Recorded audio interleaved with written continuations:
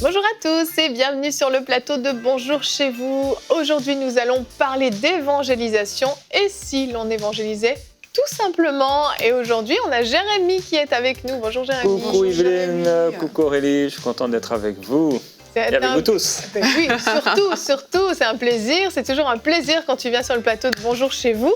Et aujourd'hui, tu viens nous faire une rubrique qui a vraiment un lien avec notre thème du jour, l'évangélisation pour les nuls. Effectivement. Est-ce que tu es en train de dire qu'il y a des gens qui sont nuls ? Non, pas du tout. Pas du tout, mais je ne sais pas si vous connaissez l'encyclopédie. Tu nous dis si on te dérange. Hein. Pour les nuls, peut-être ça vous dit quelque chose, mais bon, en tout cas, il y a tout un tas de livres qui sont faits pour les nuls. Et donc, je me suis simplement basé sur ce titre pour montrer que il faut commencer quelque part. C'est pas toujours simple au début.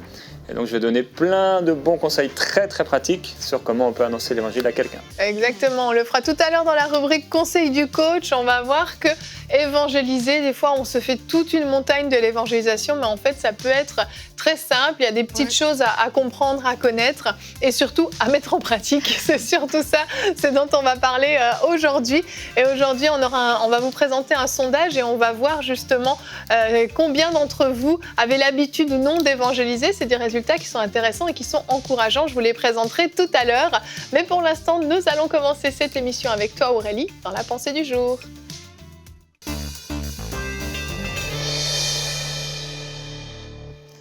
Alors, plusieurs personnes pensent que pour évangéliser, il faut une méthode très précise, il faut avoir une bonne parole, il faut avoir une très grande assurance de soi-même. Mais aujourd'hui, je suis venue démolir un peu cette pensée et je suis venue vous encourager à ne pas vous limiter. Qui que vous soyez, quel que soit votre type de personnalité, vous pouvez évangéliser et vous pouvez très bien le faire. Alors, les raisons qu'on évoque souvent et qui nous limitent quelquefois, j'en ai répertorié plusieurs, mais je sais qu'il y en a bien d'autres et quelle que soit votre raison, on va voir par la suite qu'il ne faut surtout pas se limiter. Alors parfois, on a une vision de l'évangélisation où on se dit que les gens à qui je parle du Seigneur doivent absolument accepter Jésus-Christ. S'ils n'acceptent pas Jésus, alors ça veut dire que j'ai échoué. Et bien, je vais vous dire que c'est faux. Il ne faut pas avoir cette vision de l'évangélisation parce que Jésus lui-même, ce n'est pas à tous les endroits où il est allé qu'il a été accepté. Il y a des personnes qui ont tout simplement refusé de croire à l'évangile. Donc vous, quand vous allez évangéliser, dites-vous juste que vous êtes un semeur de la parole de Dieu. La parole de Dieu a pour vocation de porter du fruit, mais tout le monde n'est pas forcément prêt à recevoir. Donc le problème n'est pas à votre niveau. Vraiment, Jésus lui-même a été rejeté quelquefois. Donc cette limite peut déjà tomber. Comme deuxième limite, on peut se dire « je ne me sens pas capable ». Pourquoi on se dit ça? C'est parce que toutes les personnes qu'on a l'habitude de voir évangéliser, des personnes qui pour nous sont des modèles d'évangélisation, mais leur type d'évangélisation semble ne pas nous correspondre et semble ne pas correspondre à notre personnalité. Par exemple, vous pouvez voir des gens qui vont parfois dans les métros, ils sont là, ils ont l'air vraiment sûrs d'eux, etc. Et vous vous dites « mais moi je suis plutôt introverti ». Donc à ce niveau, j'ai envie de dire que vous n'êtes pas obligé de faire comme tout le monde lorsque vous décidez d'évangéliser. Peut-être vous n'irez pas dans le métro, mais peut-être vous, quand vous allez à l'épicerie, vous avez une facilité à parler avec ces gens-là. Quand il y a un électricien qui vient chez vous, c'est peut-être plus facile pour vous de parler avec cette personne. Vous pouvez le faire là où ça semble plus facile pour vous. Laissez-vous juste inspirer par le Saint-Esprit et vous allez voir que les choses vont se faire comme ça. Donc, on n'a pas besoin de copier les autres. Ça ne signifie pas que vous n'aurez pas de modèle dans la vie. Non, des personnes peuvent vous inspirer, mais faites ce qui correspond tout simplement à votre personnalité et faites ce que le Saint-Esprit vous met à cœur de faire. Par contre, par rapport à ce point, je veux quand même faire une parenthèse. c'est que le Saint-Esprit va parfois aussi quand même défier notre personnalité pour qu'on puisse sortir de notre zone de confort lorsqu'on évangélise. Rappelez-vous à ce moment que ce qui compte, c'est que la personne en face soit sauvée. Ce n'est pas le fait de vous sentir mal à l'aise qui compte à ce moment, c'est vraiment que la personne en face soit sauvée. Et n'ayez pas peur de faire des erreurs. Dieu ne vous reprochera jamais d'avoir voulu évangéliser. Un dernier point qu'on peut mettre en évidence, c'est que parfois on a peur, on manque d'assurance et on se pose 10 000 questions. Et ici, je vais vous dire quelque chose. Sachez que ce n'est pas vous qui tenez la parole, c'est la parole qui vous tient. Ça veut dire quoi? C'est la parole qui a le pouvoir de donner la vie à toute chose. Et ce n'est pas vous. Donc même si vous manquez d'assurance, faites juste confiance à la parole de Dieu, à la présence de Dieu qui vous accompagne. Et vous allez voir que même dans votre voix qui tremble, il y a quelqu'un que ça va interpeller et cette personne va donner sa vie au Seigneur de la sorte. Alors soyez juste vous-même, comme la femme samaritaine, elle n'a pas eu besoin de plusieurs cours, elle n'a pas eu besoin de beaucoup de choses, elle a juste été remplie de la parole de Jésus et avec cette parole, elle est allée dans son village et tout son village a accepté le Seigneur. Donc ne nous limitons plus dans l'évangélisation, allons avec la présence et la confiance du Saint-Esprit qui nous guide. Amen, merci Aurélie. Et j'irai même plus loin, notre préoccupation première n'est même pas le salut de la personne, puisque ce n'est pas nous qui produisons le salut, mais nous, notre préoccupation première, c'est juste que la personne entende l'Évangile. Je trouve que c'est encore plus décomplexant et rassurant de se dire, mon rôle à moi, c'est d'apporter cette bonne nouvelle. Je l'apporte. Après, Saint-Esprit, c'est toi qui gères, c'est toi qui fais la conviction, c'est toi qui vas sauver. Moi, j'aurais fait mon travail. Je trouve que, parce que c'est des fois ça qui nous bloque un petit peu, c'est qu'on prend le salut de la personne sur nos épaules, et si la personne n'est pas sauvée, pour nous, c'est un échec.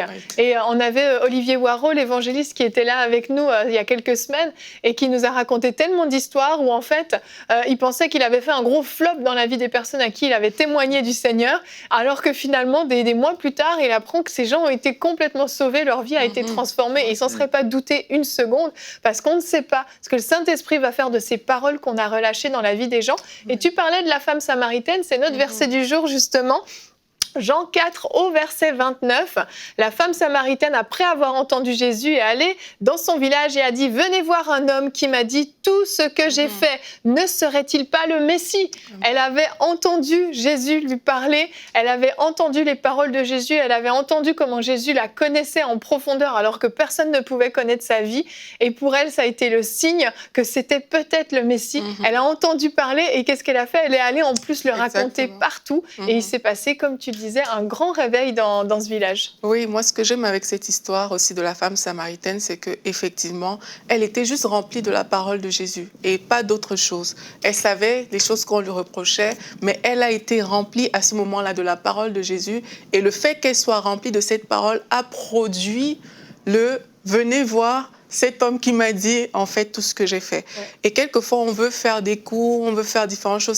C'est pas mauvais en soi, mais parfois, il suffit juste d'être rempli de la conscience de la parole de Dieu et le reste, ça coule. Exactement, exactement. Et avant qu'on continue cette discussion, j'aimerais qu'on regarde notre sondage. J'en ai parlé en début d'émission. Nous vous avons demandé sur notre chaîne YouTube, parlez-vous de l'Évangile autour de vous? Et vous avez été 60% à dire que vous le faites à chaque fois que l'occasion se présente. Ils sont meilleurs que moi. Alléluia, vraiment. J'ai été encouragée parce que dans les commentaires que je lisais, plusieurs racontaient des expériences qu'ils avaient vécues. C'était très encourageant. 17% qui nous ont dit qu'ils étaient trop intimidés à l'idée de parler aux gens. Et c'est vrai que je pense même qu'il y en a plus que 17%, mais bon, tout le monde n'a pas forcément répondu.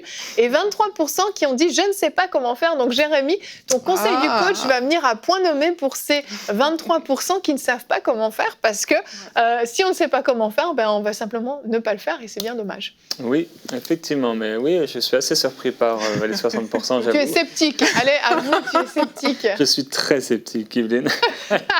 T'es comme ta femme. Parce qu'à chaque fois que l'occasion se présente, ça veut dire à chaque fois qu'on voit quelqu'un. Oui. Donc, mais gloire à Dieu, c'est extraordinaire. Ça dépend, on peut interpréter la réponse différemment. L'occasion se présente, c'est à chaque fois qu'il y a une bonne occasion qui se présente. Voilà, une ouverture, une porte ouverte. C'est super. C'est plus dans ce sens-là que je l'ai pris. Mais en tout cas, les gens témoignent, apparemment. C'est vraiment excellent. Super. Mais moi, il y a une chose aussi que je peux dire, peut-être pour les personnes qui se sentent intimidées de parler aux gens, vraiment, personne mieux que nous ne peut raconter notre histoire. Ouais. Parfois, on est intimidé justement parce qu'on pense qu'on doit apporter des grandes théories bibliques, etc. Mais quelquefois, c'est juste ton histoire.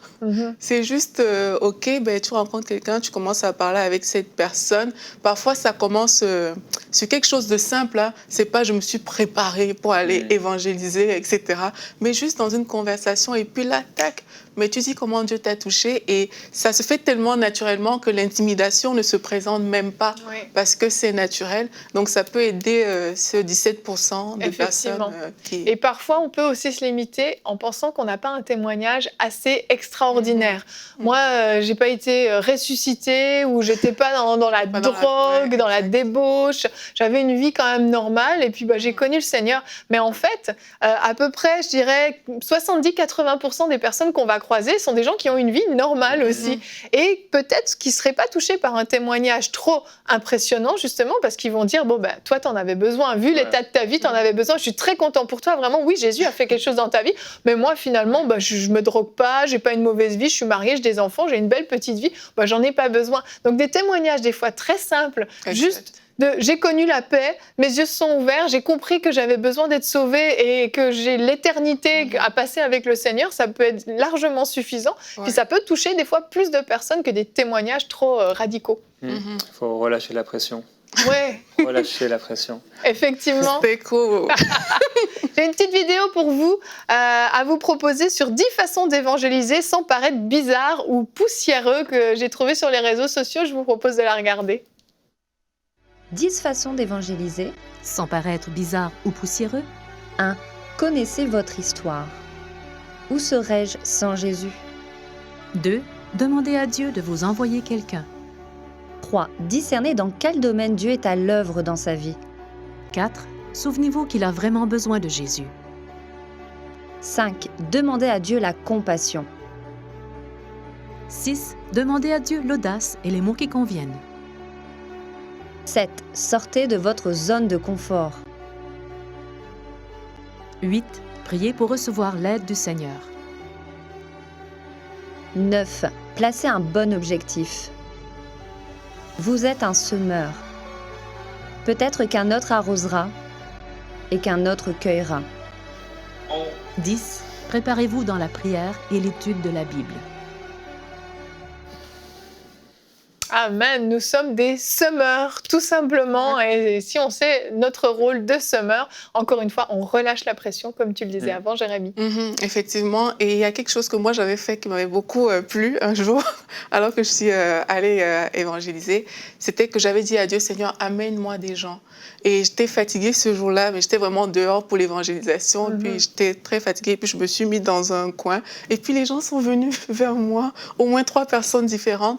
Et j'ai parlé juste avec ces personnes-là et j'étais vraiment bénie. Donc je veux encourager aussi les personnes qui nous écoutent à dire, on peut élargir notre façon de penser au niveau de l'évangélisation. Ne pas toujours rester à être prompte à faire la même chose. Juste demander au Saint-Esprit parfois, Seigneur, conduis-moi avec quelqu'un, amène-moi vers quelqu'un. Ça fait la différence. Et aussi même, il y a tellement de nouveaux moyens d'évangéliser aujourd'hui. Il y a des gens qui ne vont pas forcément aller dans la rue, mais il y a Internet, il y a les réseaux sociaux, il y a des personnes qui peuvent faire des vidéos, comme Nadine.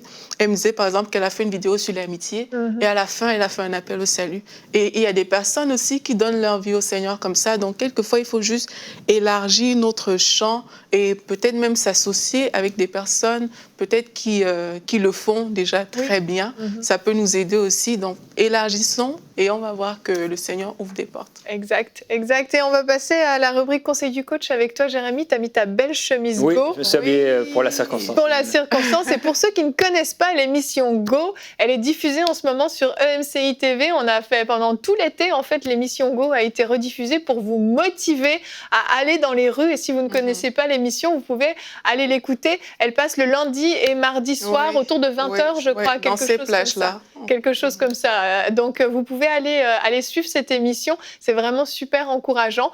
Et on va t'écouter, donc, l'évangélisation pour les nuls dans la rubrique Conseil du coach. Bonjour, je suis très heureux de pouvoir vous apporter aujourd'hui des conseils. Comme vous avez vu le titre de ce conseil du coach, on parle de l'évangélisation pour les nuls. Bon, c'est basé sur l'encyclopédie du même nom et tout simplement pour vous encourager en vous disant que même si vous n'avez jamais annoncé l'évangile, aujourd'hui vous allez pouvoir le faire en mettant en pratique les conseils que je vais vous apporter. Et la première chose que j'aime dire quand je donne les conseils sur l'évangélisation, l'annonce de l'évangile, c'est qu'il n'y a pas une seule façon de faire. Il y a plein de façons de faire. Selon qui vous êtes, selon votre expérience de vie, etc., selon votre témoignage, selon votre personnalité. Il y a plein de façons de pouvoir annoncer l'évangile, mais il y a des conseils qui peuvent être apportés et qui pourraient beaucoup vous aider lorsque vous annoncez l'évangile. Alors, premier point, les 60 premières secondes. Quand vous voyez quelqu'un pour la première fois, eh bien, en quelques secondes, cette personne va soit fermer son cœur ou ouvrir son cœur, va vous trouver drôle ou intéressant ou au contraire repoussant. Donc, les 60 premières secondes sont super importantes lorsque vous allez parler à quelqu'un du Seigneur. Alors, ce que vous pouvez faire dans les 60 premières secondes, observez la personne. Est-ce que c'est une personne âgée? Est-ce que c'est une femme? Est-ce que c'est un homme? Est-ce que c'est un jeune enfant? Ce sont des choses qui peuvent vous aider. Est-ce que la personne a un bandage? Elle a du mal à marcher? Est-ce qu'elle a un tatouage? Donc, ce sont des signes qui peuvent vous aider lorsque vous voyez une personne. Soyez joyeux. Vous respirez, et en tout cas, vous êtes censé respirer le royaume de Dieu. Donc, vous allez vous approcher de cette personne, soit avec un sourire ou tout simplement avec un air heureux, la joie dans le cœur. Vous pouvez aussi, dès le début, donc là, vous vous approchez de la personne, on est toujours dans les 60 premières secondes, et vous pouvez détendre l'atmosphère. Donc, parfois, j'aime le dire, je suis entre guillemets un peu, surtout avec les jeunes, avec une attitude comme un peu, entre guillemets, désinvolte, comme si j'allais parler de la pluie et du beau temps. Et pourtant, je vais parler de la chose la plus importante, mais c'est pour pas avoir un air trop sérieux, surtout avec les jeunes. Donc, dans les 60 premières secondes, c'est important de pouvoir détendre l'atmosphère et aussi d'adapter notre langage et notre gestuelle à la personne. Par exemple, si vous parlez du Seigneur à quelqu'un qui est en train de faire la manche, eh bien, vous allez vous adapter dans votre gestuelle, dans votre langage à cette personne-là. Peut-être vous allez vous mettre à genoux avec lui. Si c'est quelqu'un qui est en train de faire du sport, peut-être en train de courir, vous allez courir à côté de lui. En tout cas, vous allez adapter votre gestuelle et votre langage avec la personne à qui vous parlez. Avec des jeunes, là encore, vous allez adopter un langage plus jeune. Alors, votre attitude, il y a plein de choses à dire. Soyez simple. Il faut être simple. La simplicité de Christ, c'est quelque chose d'important. Soyez revêtus d'amour, soyez dans l'amour. Un jour, quelqu'un m'a dit, il avait annoncé l'évangile pendant 1 an, et je connaissais un peu son cœur, et je lui ai dit, mais est-ce que tu aimes les gens? Il m'a dit, non, c'est un gros problème. Vous avez besoin d'aimer le Seigneur, et si vous ne sentez pas cet amour, si vous avez l'impression de ne pas avoir cet amour, confessez la parole de Dieu, qui déclare que Dieu a répandu son amour dans votre cœur, et demandez au Seigneur vraiment de pouvoir aimer les gens, que ça déborde de votre vie. Dans votre attitude également, n'adoptez pas le style vendeur. Vous n'avez rien à prouver. Vous n'êtes pas un vendeur. Vous n'avez pas besoin de forcer les gens. Vous avez quelque chose d'extraordinaire à leur donner. N'adoptez pas non plus le style psychiatre. N'allez pas forcément creuser au plus profond des souffrances de la personne. Ce n'est pas votre rôle. N'adoptez pas le style mendiant. Comme je l'ai dit, vous proposez quelque chose d'extraordinaire. Vous n'êtes pas un mendiant qui supplie les gens de pouvoir vous écouter. Même si on supplie les gens de pouvoir se convertir et d'accepter le Seigneur Jésus-Christ, ce n'est pas notre attitude, celle d'un mendiant. N'adoptez pas le style apocalyptique. Armageddon, etc. C'est la fin du monde, faites peur aux gens. Ne faites pas peur aux gens. N'adoptez pas ce style apocalyptique, Armageddon, vous allez tous brûler en enfer, le signe de la bête, etc. Soyez le plus simple possible. Soyez convaincus. Quelqu'un a dit, il n'y a rien de plus convaincant qu'une personne convaincue. Quand vous êtes convaincu, les personnes déjà peuvent être facilement déstabilisées dans le bon sens, en train de se dire, waouh, cette personne a l'air vraiment convaincue, elle me parle de quelque chose avec une telle assurance qu'apparemment elle l'a vraiment vécu. Soyez encourageants. C'est important d'être encourageant. Le monde entier, les gens lisent les journaux, etc. Il y a toutes sortes de choses négatives qui se passent partout. En ce moment d'ailleurs, peut-être plus qu'on a l'habitude encore. Soyez encourageants. Une petite parole lorsque vous faites le magasin, que peut-être vous êtes à la caisse, donnez une simple parole d'encouragement à la caissière que vous avez l'habitude de voir régulièrement. Elle va se rappeler à chaque fois et dès qu'elle va voir, elle va se dire « Ah, ça c'est la personne qui m'encourage ». Il y a des fois des paroles qu'on peut demander au Saint-Esprit, inspirées pour la personne, elle en a besoin. Donc vous pouvez remercier la personne pour son travail, pour le métier qu'elle fait, etc., pour le service qu'elle est en train de vous rendre. Soyez encourageants. Également, donnez soif. Tous les gens ont une soif spirituelle. Donnez leur soif. Vous pouvez leur parler de ce que vous vivez avec Dieu. Vous pouvez leur parler et leur dire que lorsque vous priez, vous ressentez sa présence, que souvent vous pleurez dans la présence de Jésus, qu'il a rempli votre cœur d'une paix surnaturelle, d'un amour profond et qu'ils peuvent eux aussi vivre la même chose, donner soif aux gens parce qu'ils sont en quête de cette spiritualité. Ils veulent vivre quelque chose et malheureusement parfois ils ne savent pas exactement où se tourner. Soyez donc encourageants et n'hésitez pas parfois à ajouter même de l'humour dans ce que vous partagez. Là encore, avec des jeunes ou avec des personnes qui ont un certain type de personnalité, eh bien vous pouvez ajouter un peu d'humour pour aussi parfois détendre l'atmosphère ou si ça devient un peu comme difficile, n'hésitez pas à capter l'attention de votre auditoire par votre gestuelle, par les versets que vous allez utiliser, par le choix des histoires que vous allez utiliser. Alors, au cœur de la discussion, il est important donc de donner des paroles d'amour. Vous pouvez aussi donner, sans forcément citer les références, mais donner des paroles de Jésus. Jésus a dit « Venez à moi, vous tous qui êtes fatigués et chargés, et je vous donnerai du repos ». Là, vous n'avez pas besoin de parler très vite parce que les gens ne vont rien comprendre. Vous allez donc tout simplement. Jésus a dit « Venez à moi, vous tous qui êtes fatigués et chargés, et je vous donnerai du repos ».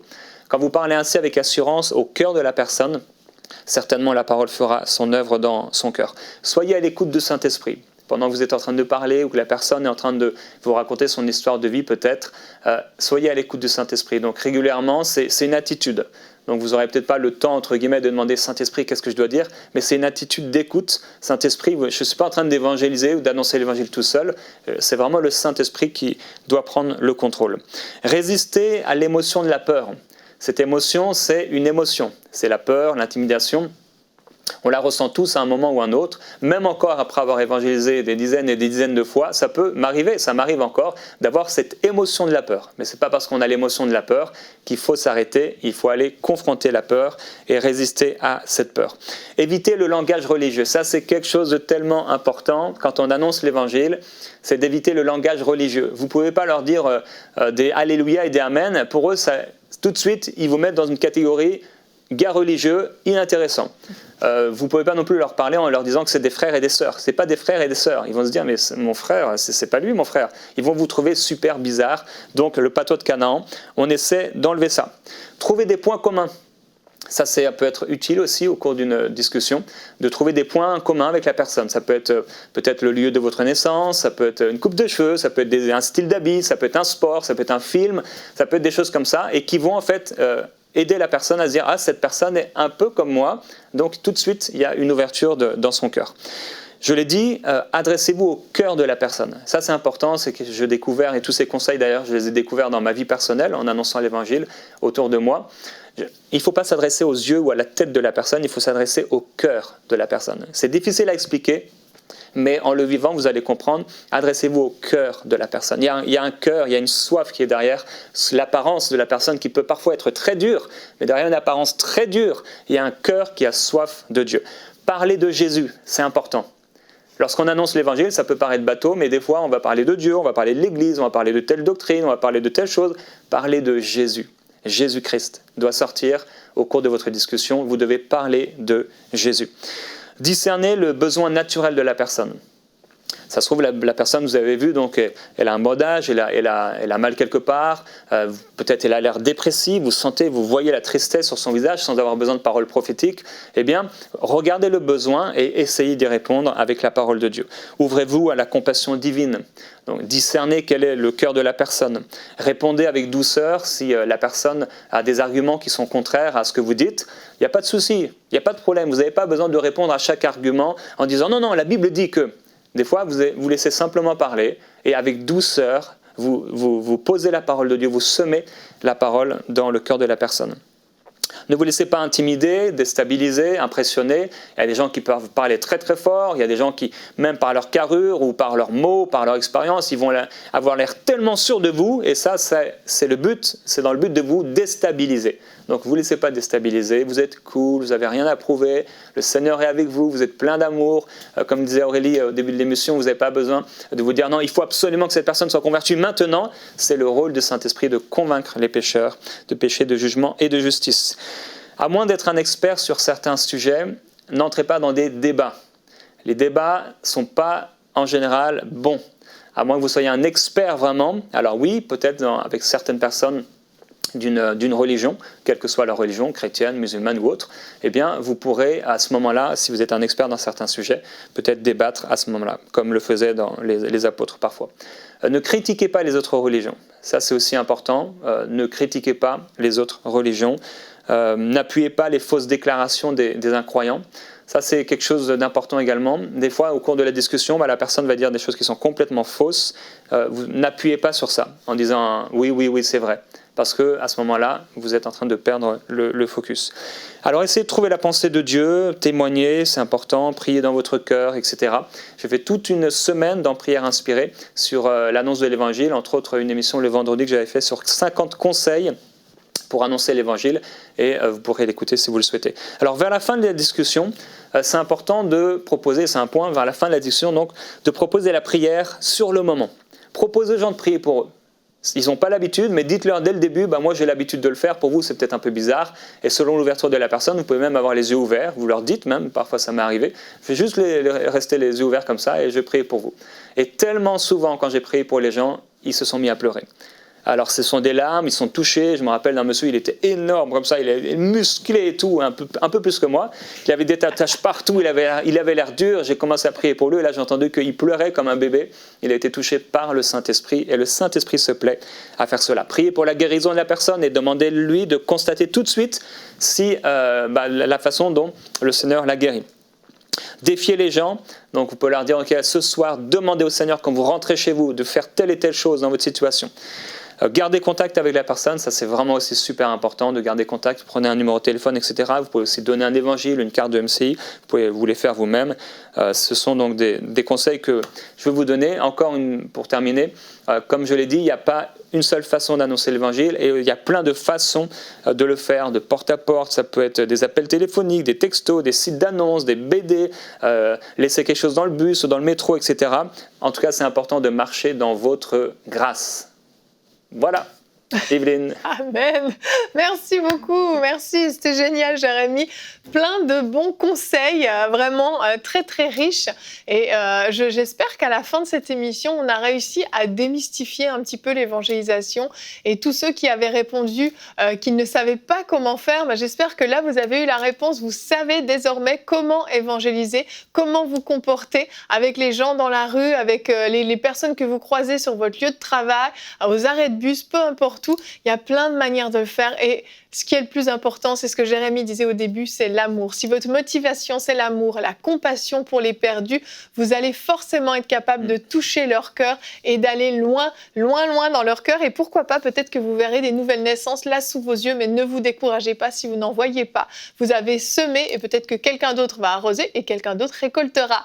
On se retrouve demain. Notre thème sera « Que faire pour triompher des défis de la vie ?» Nombre d'entre vous traversez des épreuves difficiles. Nous allons vous encourager demain, vous allez être fortifiés et je crois que vous allez repartir de cette émission vraiment avec un zèle nouveau pour traverser ces défis de la vie. Nous aurons un pasteur, j'ai une question en capsule avec Yanis Gauthier depuis la France. Merci à tous de nous avoir suivis et bonjour chez vous.